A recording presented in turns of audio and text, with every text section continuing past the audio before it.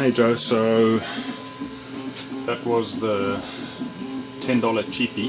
It came with that and a little gooseneck and a sort of a knuckle thing that you could bend, but it was too coarse. It was really fat. It was made obviously for bigger machines. So that over there is a neck from a basketball inflator for a pump, which screwed in there perfectly.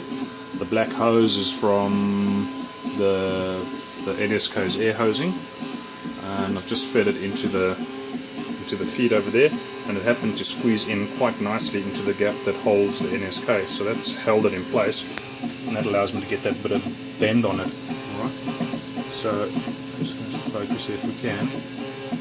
So it's a reasonably slow drip. Alright, there's not a hell of a lot of mess from it. I made a mix of light machine oil, dispersible baby oil and methylated spirits, and added just enough methyl to keep it running slowly, and the oils to just retard combustibility a little bit.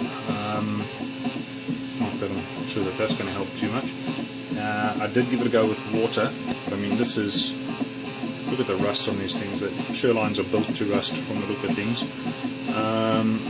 So I'm not keen to do it with water, because what's going to happen, the water will just run between the teeth and shit will rust together and you'll have never-ending problems.